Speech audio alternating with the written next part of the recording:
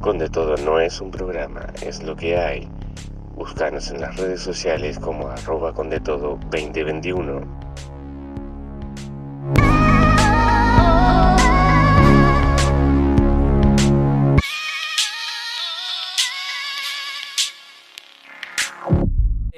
Tenemos, gracias a la producción de Carolina Seguro, la comunicación telefónica con la doctora Marilú Mangol, matrícula 2910, para que quede claro, si no me equivoco, ¿no?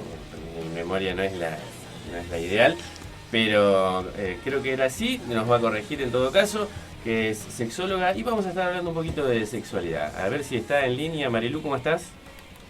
Hola, buenas noches. Los escucho muy, muy bajito. Ahí vamos a ver si podemos subir un poquito el retorno. A ver si nos escuchás un poco mejor ahí. A ver. ¿Nos escuchás ahí?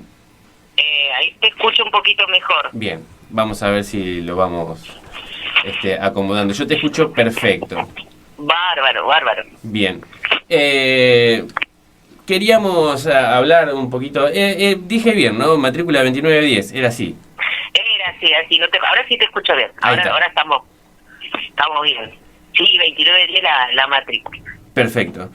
Queríamos hablar un poquito sobre sexualidad, un tema que en algunas personas resulta un poco tabú, ¿no? ¿Por qué pensás que se da esto de que la gente tiene cierto temor o cierto pudor de hablar sobre sexualidad? Sí, es verdad. Mira, yo lo primero que digo es que me parece que hay un desconocimiento importante. Yo cuando charlamos y con la mayoría de las personas, lo primero que me gusta es definir qué es sexualidad, porque también para ir viendo de qué se trata, más allá de la definición académica, yo me quedo con una definición que hace en síntesis de algo que es muy complejo, las complejidades que tiene que ver con la constitución de ser humano, y la sexualidad es todo lo que somos, todo lo que sentimos, todo lo que pensamos y todo lo que hacemos. Uh-huh. Eso es sexualidad. Mirá lo amplio y todo lo que tiene que ver con muchísimas construcciones. Después te dice que la sexualidad está basada en el sexo, que tiene que ver con el sexo biológico, con el cual te asignaron, pero no se queda solamente ahí en lo biológico, excede ampliamente a todo lo que sea biológico en cuanto a genitalidades. Tiene que ver después cómo te construiste en una sociedad que marcó desde el género una construcción de lo femenino y masculino, cómo te fuiste sintiendo en relación a eso, tu identidad de género en esa relación, tu rol de género, quiere decir cómo me expreso yo ante la sociedad en relación a eso masculino y femenino que me fueron construyendo. Ajá. Generalmente lo binario, digamos, lo que nos pasa mucho en sexualidad, y es por ahí a donde apunta mucho esta pregunta, pero por eso la abro también para otros lugares, uh-huh. Es en general que nos cuesta hablar mucho de prácticas sexuales también. Claro. Y sí, hay muchísimo pudor, muchísimos mitos, muchísimos... somos una sociedad judeo-cristiana en donde todo lo que tiene que ver las creencias, todo lo que no... Yo siempre les digo que cada uno de nosotros hagamos un ejercicio de ver qué tipo de educación sexual tuvo. Y la mayoría se va a dar cuenta que o fue el silencio, o fue a través de un lugar moral, desde las creencias, o un lugar puramente biologicista, o desde una mirada patológica, como era la medicina cuando te llevaban a un médico que hablaras de enfermedades únicamente. Claro. Y no digo que esto no forme parte de la sexualidad, pero es apenas un pedacito de la sexualidad. Fíjate que a nosotros lo que tuvo que ver con el placer y autoestima, que es a donde enfoca la salud sexual sana también, nunca se nos habló, nunca hablamos de autoestima, de placer. No es casual. Claro. Sí. No, se termina teniendo el concepto de que como decías, la sexualidad pasa por algo biológico y reproductivo, ¿no? Y es como, Exacto. Bueno, el sexo es eso, es nada más, es algo reproductorio. yo siempre digo, como para relajar también, me dice, porque entramos en muchos conflictos internos cuando hablamos de esto. No significa que esto esté mal. Claro. Solo que es una mirada, una pequeña mirada a la sexualidad. Cuando nosotros hablamos de educación sexual integral, a esto es lo que voy. Si recibimos educación sexual, todos recibimos educación sexual, y todas y todes. Desde el silencio inclusive la hemos recibido. Pero lo que no tuvimos es una educación sexual integral. Cuando yo te digo integral, es con una mirada que tenga una perspectiva de género, una perspectiva de diversidad sexual y de derechos humanos, de derechos fundamentales. Esa fue la que nos faltó y nos sigue faltando, y es a la que me parece la más rica, la más diversa y la más linda para seguir formándonos. Claro. Y bueno, en base a eso, en las charlas que vos vas generando en distintos espacios, vas notando esa desinformación y que acarrea el pudor, ¿no? Sí, desinformación, pudor. Vos imaginate, yo no tengo problema, yo tengo 53 años, digo por ahí, lo generacional, pero no por la gente que tiene 20 y pico también ha tenido o sigue teniendo todavía cuestiones de construcción de su sexualidad, pero yo me acuerdo cuando mi generación, por ejemplo, si vos eras una nena y te encontraban que te estabas tocando los genitales, enseguida te pegaban en la mano y te decían, eso no se hace. Claro. Entonces vos que tenés registro, te queda como registro, para decirlo simple y sencillo, eso no se hace. Todo lo que tiene que ver con el placer hacia la mujer está vedado, o sea, yo no podía. En cambio, un varón, vos fíjate que cuando el varón se tocaba el pene y se lo estiraba, todo el mundo le aplaudía y empezaban, sí, la tiene como el padre, como el tío, como claro, la... Sí. Entonces, yo fui educando un tipo de varón y un tipo de mujer, y no es casual todo esto, ¿no? Y que se sigue reproduciendo, y se sigue reproduciendo cuando niñas y niños miran y niñes los dibujitos animados. Nada es casual, los roles que están distribuidos en los dibujitos animados. Sí. En donde dice, yo digo también acá relajar un poquito, ¿qué tiene que ver con los roles? Que el hecho de que vos hayas nacido con una genitalidad, ya sea vulva y clítoris o pene y testículo, no significa que por nacer con esto, con esa genitalidad, a vos te guste una u otra cosa. Claro. Eso de que te guste en relación, eso fue la construcción que nos dio la sociedad. Entonces te dijeron que a vos, mirá, yo también hablo mucho con los varones, porque se los fueron educando en una única masculinidad hegemónica, donde le dijeron que siempre tenían que ser los proveedores, que tienen la fuerza, que tienen la razón, que no se pueden permitir la debilidad. A mí el primer dicho que se usaba, ahora no lo estoy escuchando tanto por suerte, es los hombres no lloran. Claro. A niños que tenían 2 años cuando se caían. Entonces, no, los hombres no lloran. Entonces, ¿qué le estoy diciendo a ese varón? Que no se puede permitir la afectividad, no puede abrazar, no puede expresar, porque eso no es de hombre, expresar lo que se siente. Y es tremendo, porque es angustiante, porque este sistema nos hizo mal a las mujeres, les hizo mal a los varones también, y nos hizo muy mal a todo el colectivo LGTB también. Entonces, desde la invisibilización y de todas estas estructuras en las que nos fuimos formando y nos fuimos acartonando también, pasa mucho por ahí. Claro. Sí, incluso, no sé si no recuerdo mal, pero hay escritos, hay canciones y hay hasta películas que tienen ese nombre, ¿no? Los hombres no lloran. Algunas como... Recuerdo esta peli que trabaja Hilary Swank, si no me equivoco, donde ella es una chica lesbiana, que en realidad es más trans. Un chico trans. Es un chico trans, está ahí en ese proceso, y digamos, el título de la película en realidad es como una apertura, ¿no? Una información, ¿no? Algo irónico. A la gente que le interesa, hay muy buena filmografía en relación a género, en relación a identidades sexuales, hay muy buena. Los chicos no lloran, es una película dura. También hay que situarse en el contexto, es en Estados Unidos en la década del 70, donde está la película esta.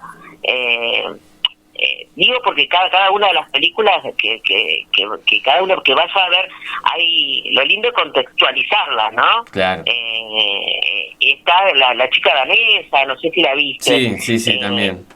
Que también es de esa época y es bellísima, que habla de las primeras cirugías en ese caso era una chica trans, las primeras cirugías que se hacían y no solo no va por la parte técnica de la cirugía, sino de todo el proceso que fue pasando esa mujer, esa adolescente, porque la sociedad decía que no era lo que ella sentía. Claro. Porque en realidad el problema no es, o el tema no pasaba por lo que ella sentía.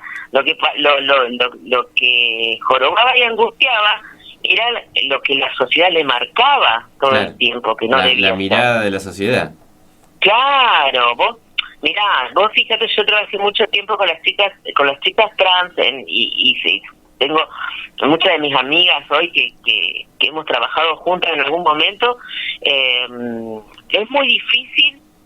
Bueno, hay todo un tema de invisibilización del colectivo trans y de varones trans también, pero es muy difícil, por ejemplo, subir al colectivo, algo tan simple y tan cotidiano que por ahí cuando nosotros que no somos trans, no la verdad que no nos genera nada, porque ese derecho lo tenemos, porque nunca nadie, es muy raro que nos miren, o no solo miren, señales. Sí, una mirada por ahí podría ser lo más leve, ¿no? Claro, mirada, violencia verbal, violencia física, entonces haber sido expulsada y expulsados de su hogar, el expulsado del sistema educativo, una expulsión permanente de la parte del sistema laboral. Por eso también cuando hablamos de la ley de identidad de género, cuando hablamos del cupo laboral trans, tiene que ver con una deuda histórica que tenemos como Estado hacia todo el colectivo trans. Esto no es, viste, cuando yo digo, quienes hablan de privilegio es quienes tienen esos derechos. No se puede hablar de un privilegio a un colectivo, es en realidad los derechos que se les fueron negados. Claro. Entonces pasa por ese lado. ¿Y por qué es tan importante hablar sobre sexualidad? Mira, en principio yo siempre digo que lo bueno es empezar a visibilizar, empezar a hablar y darnos cuenta cuando empiezan a caer nuestros propios, ¿viste cuando te empiezan a caer las fichas como en un dominó? Uh-huh. Cuando uno empieza a hablar de sexualidad se le empiezan a caer las propias fichas. Esto, de lo que yo le invito siempre a ver, a ver qué tipo de educación sexual hemos tenido. Y a partir de ahí, y a partir de poder hablarlo, poder ver que tenemos... que nos encontramos en un lugar lleno de estereotipos, y si no lo empezamos a hablar, si no lo empezamos a ver, difícil va a ser que rompamos con esos estereotipos. Desde algo muy sencillo, yo por ahí voy muchos ejemplos. Mira, a mí me pasa con esto la construcción de lo masculino y lo femenino, que es muy importante porque estoy construyendo poder ahí. Y cuando voy a alguna juguetería a comprar algo, yo aprovecho, no es que doy una lección, no paso por ese lugar, sí. Pero vamos a ver que está el rosado y el celeste, y que me río porque por ahí no hablo, pero les digo, cuando la vendedora o el vendedor te pregunta qué color querés ponerle, y la verdad que si vos cada una de esas cosas que ya la tenemos internalizada, cuando la empezamos a poner en jaque es, ¿qué tiene que ver un color? Claro. con un género? Entonces, desde eso es importante también hablarlo, porque yo siempre digo, vos por ejemplo, vos recién nace un niño, un niñe que tiene, vamos a suponer que tiene testículos y tiene pene, no sé si se va a autodefinir como varón, pero tiene testículos y tiene pene, enseguida apenas nace, viste, lo visten de celeste, ponen todo celeste, ¿para qué? Yo siempre digo, ¿para qué? Preguntémonos, ¿qué estoy diciendo yo con esto? Yo a ese recién nacido no le digo nada porque no entiende nada de esto. Claro. Yo lo que le estoy diciendo es a mi entorno, a la sociedad, a mis familiares, a mi pequeño entorno, le estoy diciendo, ojo, no se equivoquen, claro. es un varón, regalen cosas que tengan que ver con el varón. No se les ocurre regalarle una muñeca, no se les ocurre regalarle algo que ya esté estereotipado, que sea para mujeres, porque si no se corre de ese lugar donde debe estar. Claro. Y en la medida, por eso es tan importante hablar de sexualidad, en la medida que nosotros empecemos a hablar, a romper todas estas cuestiones, vamos a empezar a romper con lo hegemónico, de lo masculino, de lo femenino. Importante en nivel inicial, en educación sexual integral, cuando vos hablas con las niñas es qué me gusta, qué no me gusta, que se empiecen a nombrar las partes de los cuerpos como son, ¿no? O sea, la nariz la llamamos nariz, la boca la llamamos boca, la vulva es vulva, y el pene es pene, y el testículo es testículo. Y también que vayan sabiendo que digamos, que no hay ningún adulto, se trabaja mucho sobre los secretos buenos y los secretos malos, para que ningún adulto tenga un secreto, entre comillas, porque lo que estamos haciendo una tarea enorme en prevención de lo que es abuso infantil. Por eso es importante hablar de sexualidad también. Cuando esto de decir, bueno, mirá, esto tiene que ver con tu genitalidad, no es malo, cuando vos ves que vas experimentando lo que por ahí podés ir marcando la diferencia entre lo público y lo privado, que por dónde pasa este descubrimiento del placer, porque no, yo sé que no existe, siempre está la pregunta, ¿cuándo yo empiezo a hablar con mi hija, con mi hijo de sexualidad? Desde que nace empezás a hablar de sexualidad. En tanto que entendemos que la sexualidad es lo que somos, pensamos, sentimos y hacemos, por esa es la primera definición que yo te estaba contando. La empezamos, ¿cómo no voy a hablar con mi hija de lo que somos, de lo que sentimos, de lo que pensamos? Cuando yo estoy... Cuando yo le estoy hablando, lo estoy mirando a un recién nacido, y lo estoy acariciando, lo estoy abrazando, yo le estoy transmitiendo un vínculo afectuoso, eso es sexualidad. Entonces, y después de la medida que vas incorporando, que vos le puedas darle juguetes en general, que lo diviertan, que la diviertan, sin fijarnos con qué genitalidad le tocó nacer, ahí estoy también educando. Y es muy bello el acompañamiento que se hace desde cuando uno, en principio, cuando uno empieza a trabajar sus propios prejuicios, sus propios estereotipos, para después poder acompañar a un hijo en ese proceso también. Claro, a mí me pasó hace un tiempo de parar en un kiosco y mi hija me pide esos paragüitas de chocolate, y el vendedor me dijo, ¿es nene o nena? O sea, estamos hablando de un paragüita de chocolate, o sea, sí.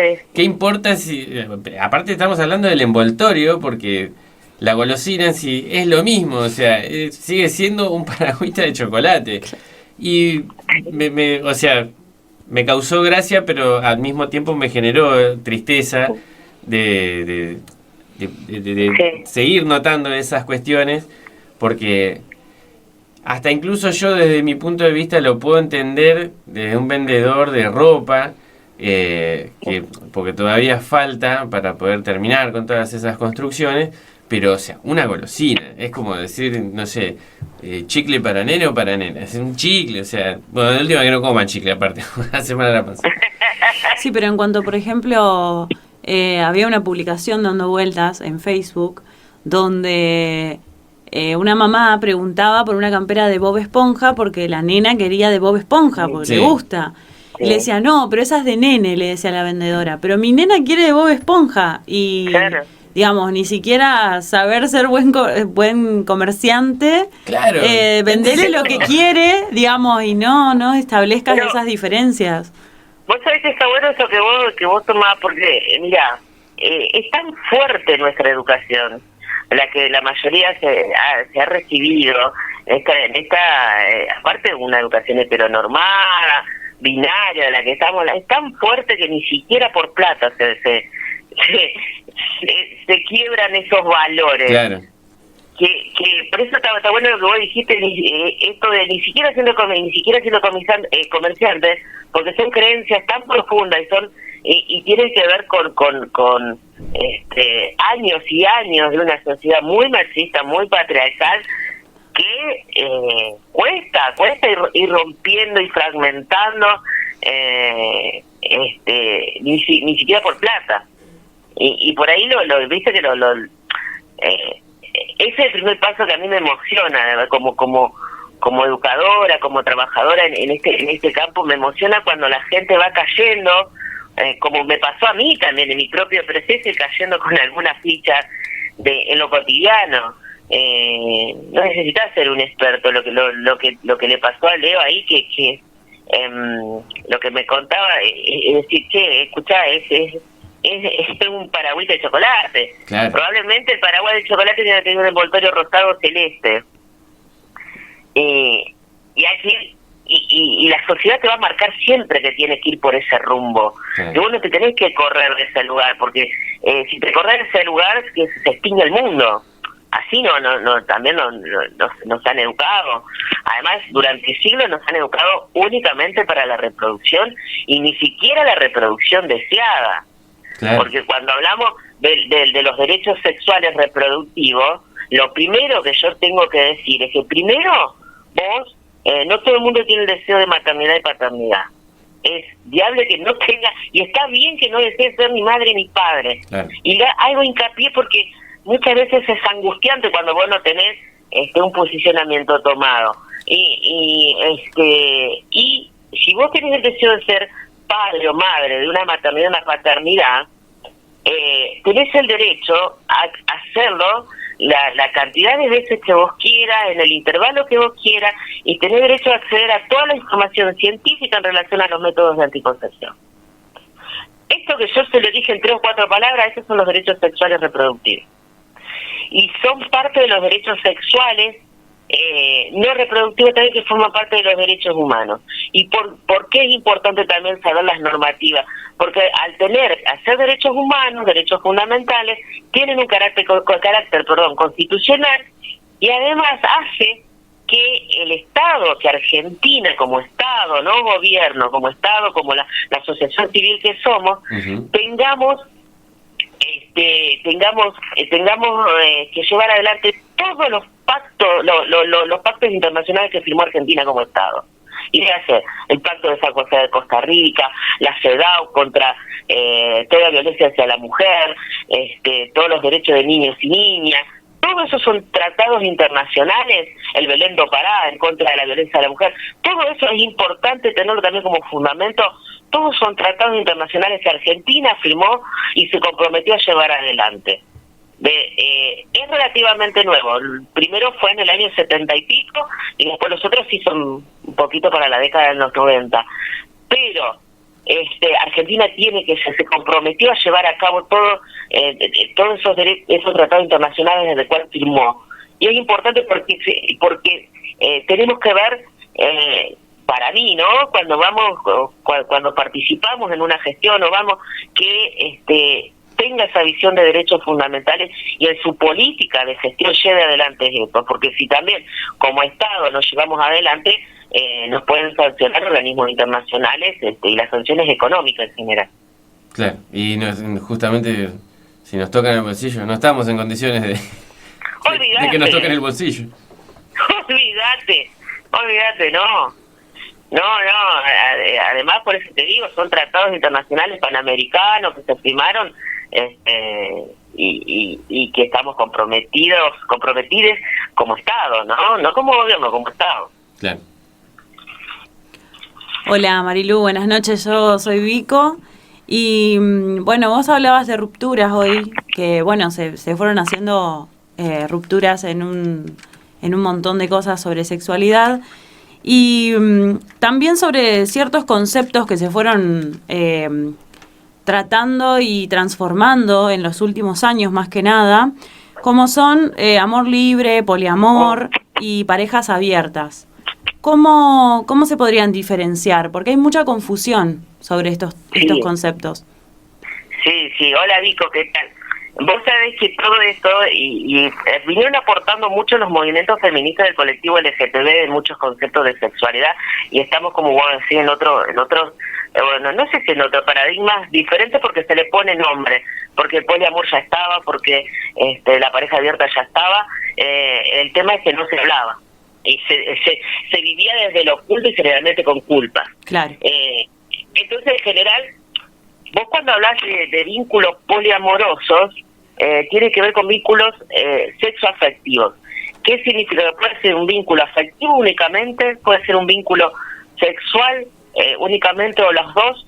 Y acá lo importante en lo que tiene que ver con el poliamor es en el cuidado afectivo y en siempre tiene que ser con consentimiento de quienes forman parte de estos vínculos poliamorosos. Y se van haciendo contratos, en todo lo que es diádico y de pareja siempre se hacen contratos, que el contrato no significa que vos lo tengas que respetar hasta que la muerte nos separe. Los contratos se reescriben todo el tiempo, pero siempre tiene que ser con consentimiento y con consenso de quienes formen parte de estos vínculos, ya sea de poliamoroso, donde hay varios integrantes, pero no necesariamente si hay una pareja tiene que las parejas estar con un vínculo poliamoroso de una persona, tiene que estar los dos, eso es importante. Tampoco es un swinger porque se confunde mucho, porque la práctica swinger es otra. En esto inclusive se plantea la educación, las maternidades y paternidades repartidas y responsables cuando hay un niño que forma parte de un vínculo poliamoroso.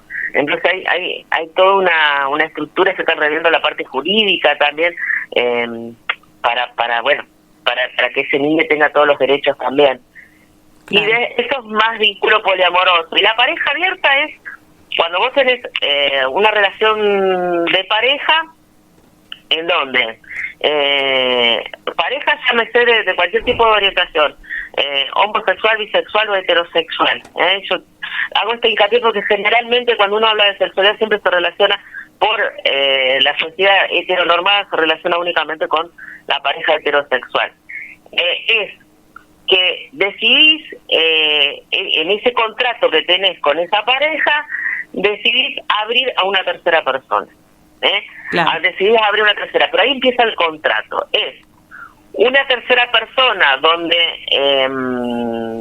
yo quiero saber o yo no quiero saber que vos estás con esa tercera persona. Eso es lo que se va. Algunos sí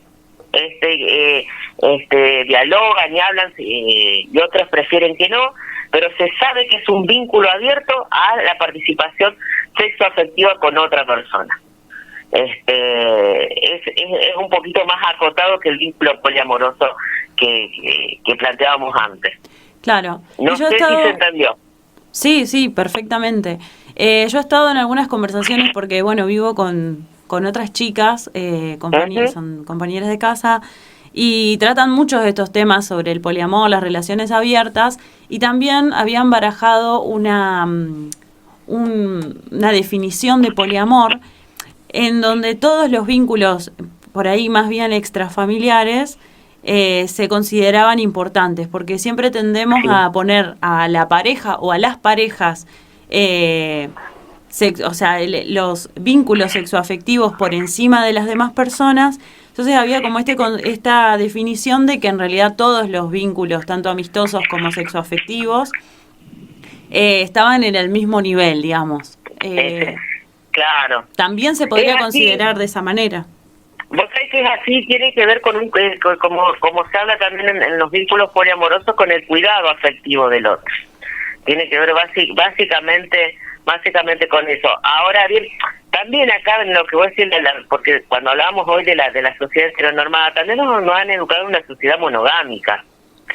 Entonces, todo esto que estamos planteando apunta a romper toda una estructura de monogamia, de heterosexualidad y de tantas cosas que nos han ido educando. Lo que pasa también, que yo decía en una charla, porque también con una amiga me dijo, pero yo soy monogámica, angustiada, ¿entendés? Dice, pero acá no se pone juicio de valor a al deseo de la monogamia. Lo que se intenta tanto con el vínculo poliamoroso, por ahí con la pareja abierta, es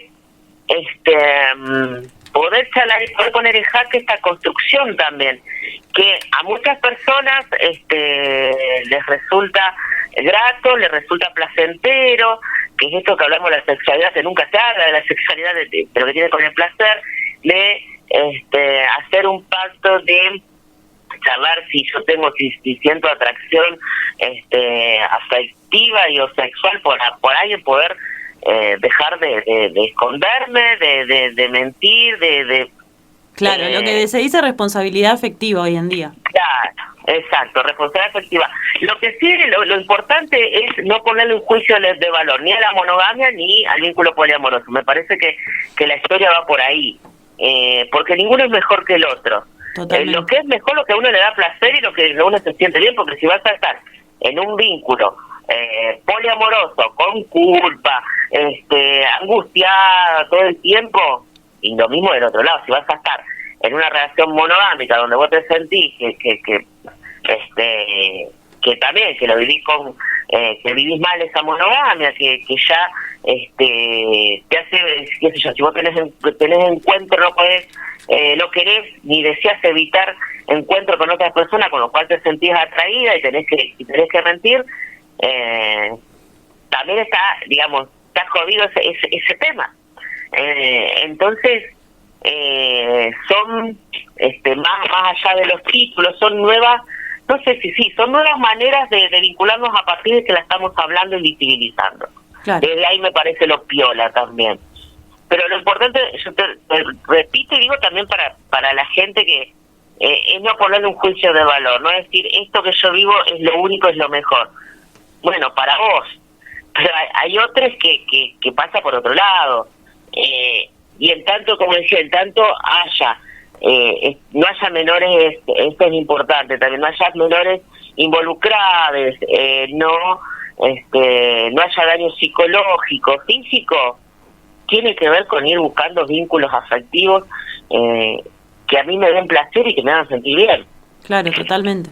Claro, por ejemplo, una de las preguntas que nos hacían a través del Instagram era ¿por qué cuando se habla de poliamor se bardea, entre comillas, a la monogamia? Y claro, lo que vos decís es, queda claro el concepto de que no hay que criticar a uno o a otro. Digamos, si a vos te hace feliz la monogamia, está perfecto, y si no, también.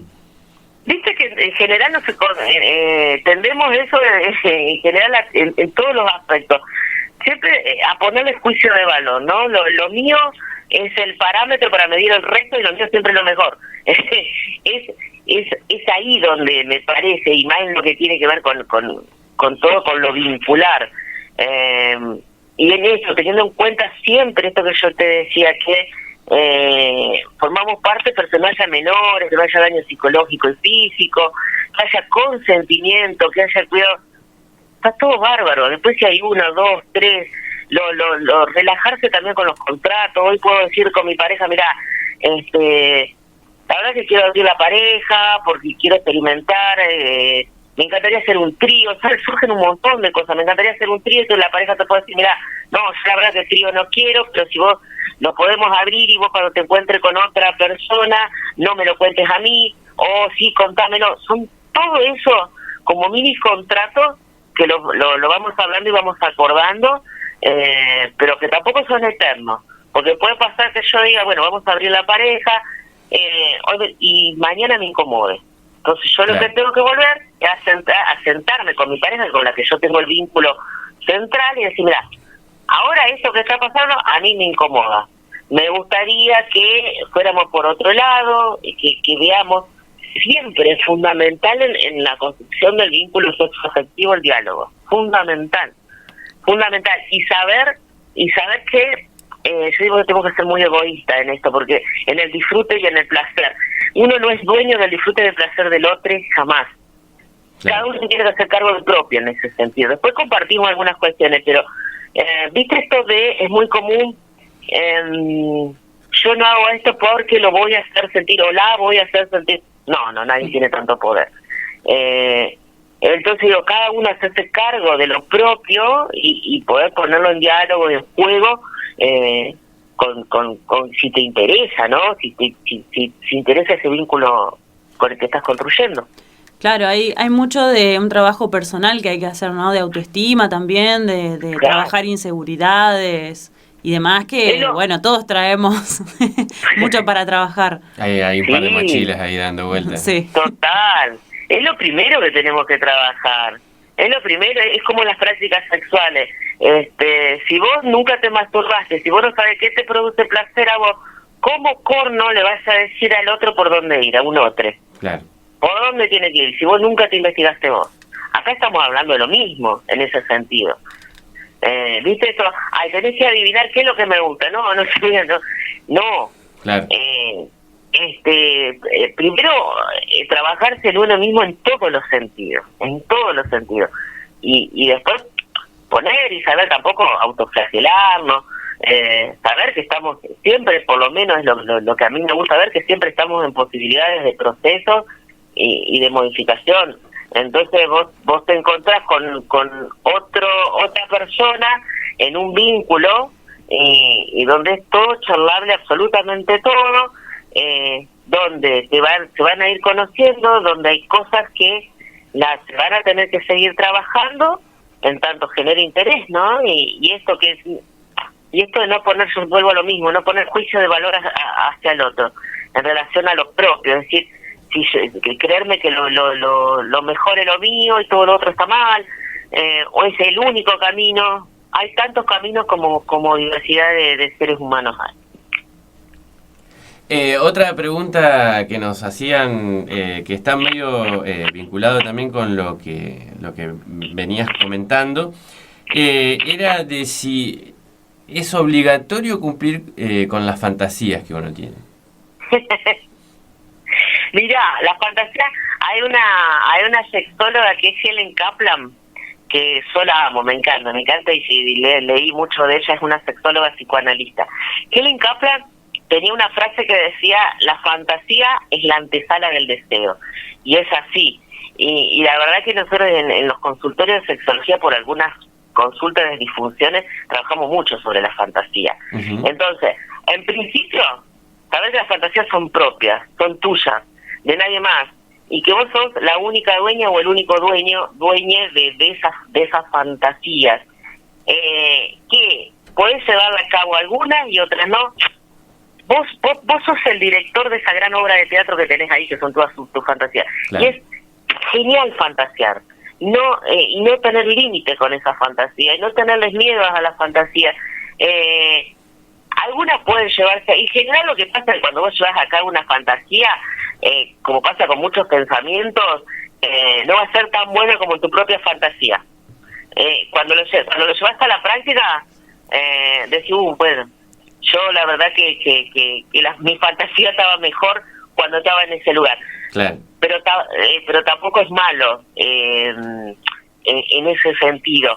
Pero saber esa posibilidad de que sea única, de que sea propia, de que ni siquiera tengas por qué compartirla, o sí, si tenés en algún momento ganas, porque también, viste, por ahí nos vemos presionados o presionadas a alargar todo lo que siempre tenemos ganas, o queremos que algunas fantasías se queden en ese lugar y que sigan actuando como antesala del deseo, como decía Helen Kaplan, como el motor de ese deseo. Por ahí queremos que algunas queden ahí y no se hagan de allá, y otras sí. Lo rico, lo lindo y lo bueno, y que nosotros es un tratamiento que se hace en sexología, es trabajar sobre las fantasías, es alimentarlas, es buscarlas, es verlas, es maravilloso. Y bueno, otra pregunta también que nos hacían era por qué estaba, digamos, la sexualidad centrada en lo falocéntrico, ¿no? Y creo algo que hablamos en un principio, ¿no? Estas viejas construcciones de siglos de lo reproductorio y que todo gira en torno a eso. Además los falocéntricos le hacen muy mal a los varones cis. Muy mal, digo, porque vos lo ves en consultorio, esta cuestión que su pene tiene que estar todo el tiempo erecto, que no le pueden decir a nada que no, que no solo tiene que estar erecto todo el tiempo, sino que tiene que durar, que tiene, es más, y si a ver, tiene que terminar, siempre, el tema de esa es otro, la eyaculación, el acabado, como, digamos, siempre tiene que ser ese el final, no se permiten el disfrute de otras partes de su cuerpo, y enseguida tiene que volver a erectarse, es como mucho peso hacia esos centímetros de carne, muchísimo peso, pero es esta educación muy falocéntrica que hay, que los dañó y los sigue dañando mucho, al varón, ¿viste?